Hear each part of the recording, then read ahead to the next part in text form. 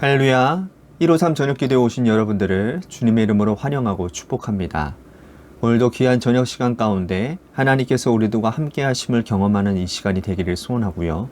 또한 하나님 앞에 우리들이 간구하는 모든 기도 제목 가운데 저 하늘 보좌 우편에 앉아 계신 예수님께서 우리를 위해 중보기도 하고 계십니다. 그 중보기도를 통해서 응답함을 경험하는 귀한 복된 시간이 또 되기를 간절히 소원하겠습니다. 오늘 이 저녁 시간에 우리에게 하나님의 주신 말씀이 있습니다. 요한계시록 2장 1절에서 5절 말씀까지입니다. 요한계시록 2장 1절에서 5절 말씀입니다. 우리 같이 한 목소리로 다 함께 봉독하도록 하겠습니다. 시작. 에베소 교회 사자에게 편지하라. 오른손에 있는 7뼈를 붙잡고 7 금촛대 사이를 거니시는 이가 이르시되 내가 내 행위와 수고와 내 인내를 알고 또 악한 자들을 용납하지 아니한 것과 자칭 사도라 하되 아닌 자들을 시험하여 그의 거짓된 것을 내가 드러낸 것과 또 내가 참고 내 이름을 위하여 견디고 게으르지 아니하는 것을 아노라. 그러나 너를 책망할 것이 있나니 너의 처음 사랑을 버렸느니라. 그러므로 어디서 떨어졌는지를 생각하고 회개하여 처음 행위를 가지라. 만일 그리하지 아니하고 회개하지 아니하면 내가 내게서 가서 내 촛대를 그 자리에서 옮기리라. 아멘. 흔히 교회를 가리켜서 말하기를 천국의 그림자다라고 하는 말을 하기도 합니다. 이 말은 교회가 천국을 받고 본받고 따르는 공동체이지만 불완전한 구석이 많다라는 뜻이라는 거죠. 일견 볼 때에는 교회가 마치 천국의 완전한 모습처럼 보일 때도 있고 또 자주 일반적으로 교회의 왜곡된 모습이 성도들을 시험에 들게 하고 또 가슴 아프게 할 때가 굉장히 많이 있다는 것입니다. 그때마다 우리는 기억해야 되는 것이죠. 교회는 완전한 곳이 아니구나. 불완전한 사람들이 모여 이룬 공동체이기 때문에 교회는 항상 불완전한 모습이 있다는 걸 기억해야 한다는 것입니다. 그러므로 우리는 교회를 절대화하고 신성시하는 태도에서 빨리 벗어나는 것이 좋습니다. 흔히들 어떤 분들은 교회가 어떻게 이럴 수 있습니까? 교회에 왜 이런 모습입니까? 라고 질문들을 하십니다. 그런데 그거는 교회의 연약한 모습을 잘 모르고 하시는 말씀입니다. 교회는 천국의 그림자이고 교회는 불완전한 사람들이 모이는 곳이기 때문에 항상 문제투성이이고 우리가 그것을 해결하고 고쳐 나아가야 될 것이 한두 가지가 아니라는 사실을 우리는 알아야 된다는 것이죠. 그러면 우리가 교회에 대해서 어떤 태도를 가져야 되는가? 교회의 본질이 무엇인지를 분명히 제대로 아는 것이 중요합니다. 예수님께서 말씀하신 교회의 본질, 하나님께서 교회란 이러한 곳이라고 말씀하셨다는 것을 우리는 기억해야 됩니다. 그 본질을 이루기 위해서 지금 잘못된 것을 하나하나 해결하고 개혁하고 그 개혁에 동참하는 하나님의 백성들, 주의 성도들이 되고 한 방향으로 나아가는 것이 중요하다라는 거예요. 오늘 본문에서 사도 요한은 교회의 본질이 어떠한 것인지를 아주 명확하게 알려주고 있는 장면입니다.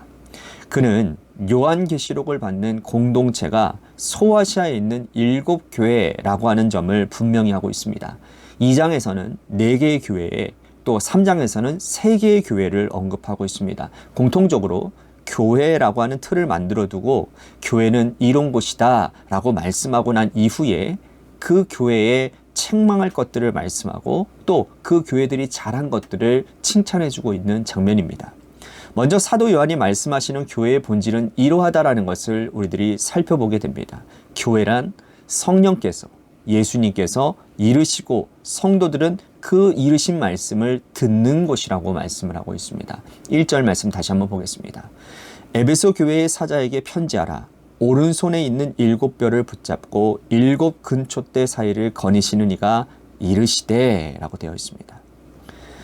또한 8절 말씀에 보니까 서머나 교회의 사자에게 편지하라. 처음이며 마지막이요 죽었다가 살아나신 이가 이르시되. 자, 12절도 보겠습니다. 버가모 교회의 사자에게 편지하라. 좌우에 날성검을 가지신 이가 이르시되. 자, 마지막으로 18절 말씀 보겠습니다. 두아디라 교회의 사자에게 편지하라. 그 눈이 불꽃 같고 그 발이 빛난 주석과 같은 하나님의 아들이 이르시되. 자, 각양 다른 모양으로 지금 표현을 바꿔가며 표현하고는 있지만 이분이 바로 예수 그리스도시라는 거죠. 공동적으로 내 교회에 주시는 말씀 중에 빠지지 않고 나오는 말씀이 뭔지 아세요? 눈여겨보았다면 아실 거예요. 이르시되라는 단어입니다. 이르시되.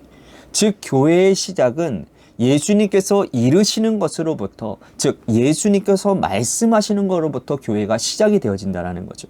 예수님께서 말씀하시면 듣는 자가 있어야 되는 거 아니겠습니까?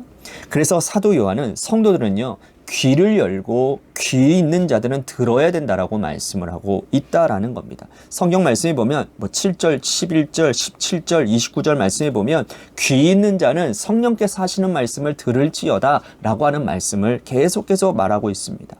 그러므로 이르시되 들을지어다, 이 말씀은 호응이 되는 거예요. 호응이. 교회는 예수님께서 이르시는 것으로 시작이 되어져서 성도가 듣는 것으로 완성되어지는 공동체라는 겁니다. 그러므로 교회의 본질은 말씀하고 듣는 것, 이것이 교회의 시작이고 교회의 끝이라는 거예요.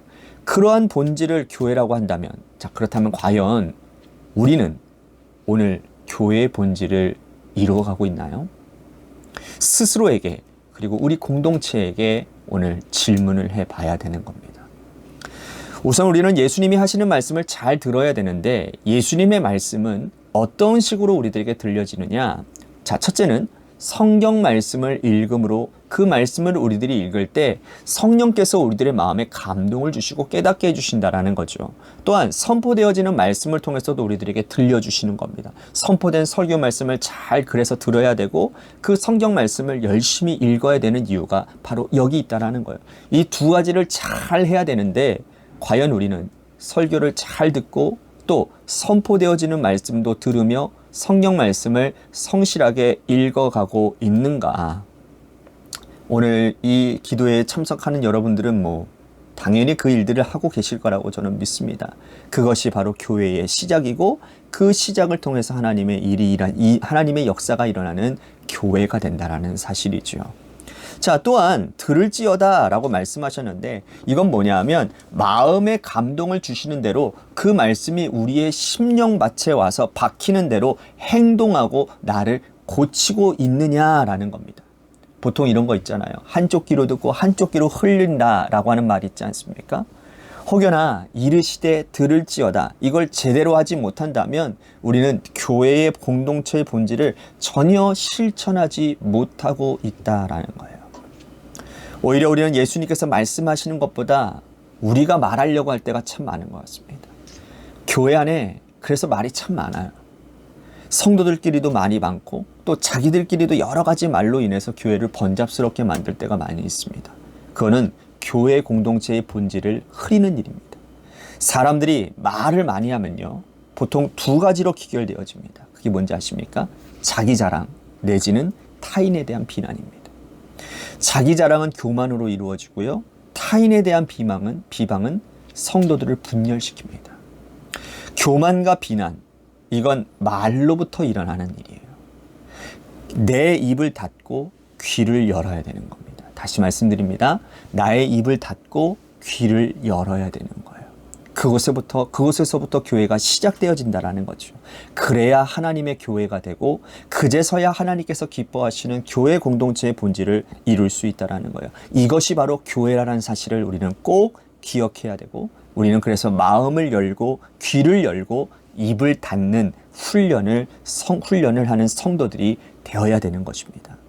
자, 이제 구체적으로 내 교회에 주시는 말씀인데요. 에베소 교회를 이렇게 책망을 하고 있습니다. 4절 보십시오. 그러나 너를 책망할 것이 있나니 너희 처음 사랑을 버렸느니라.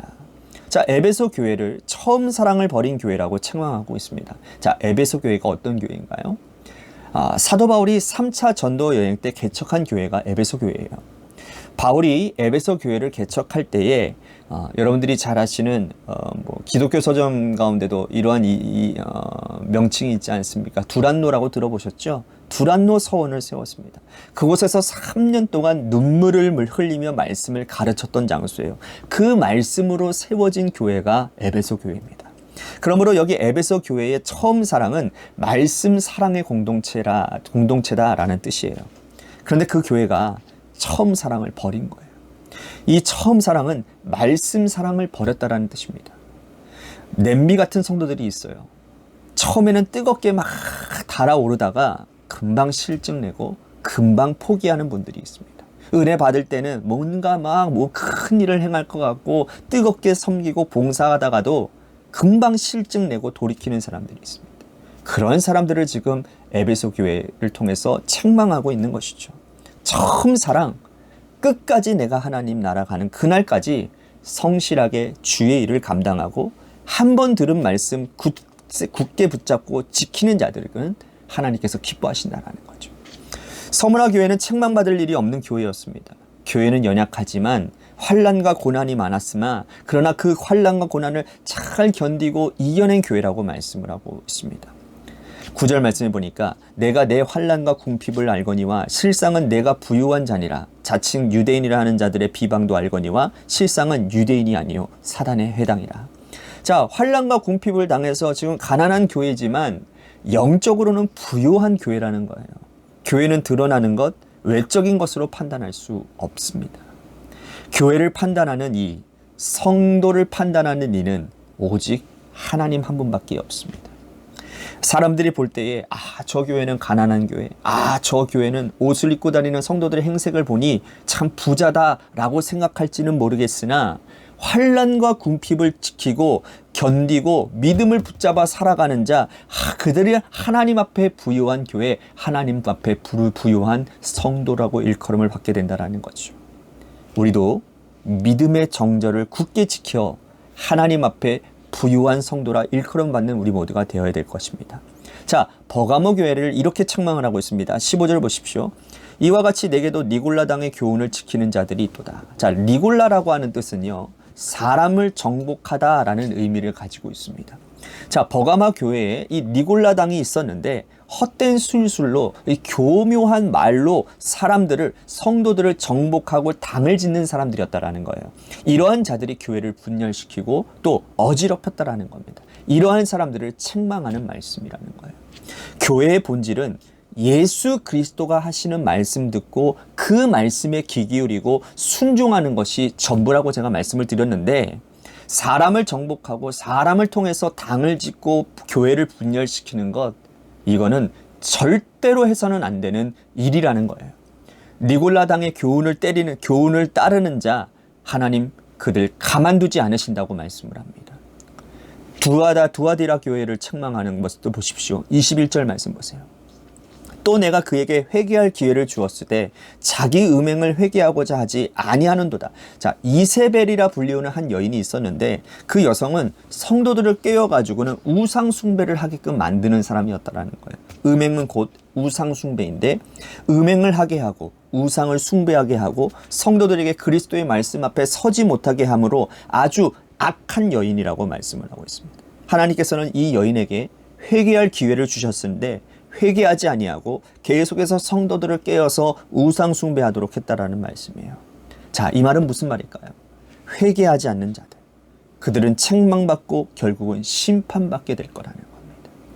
하나님은 우리를 심판하실 때에 단번에 심판하시지 않으십니다. 기회를 주시고 또 기회를 주시는데, 두아디라 교회는 이 이세벨의 꿰매 빠져서 회개하지 않는 교회가 되었다라는 거예요. 결국은 그 교회는 하나님이 버리시는 겁니다.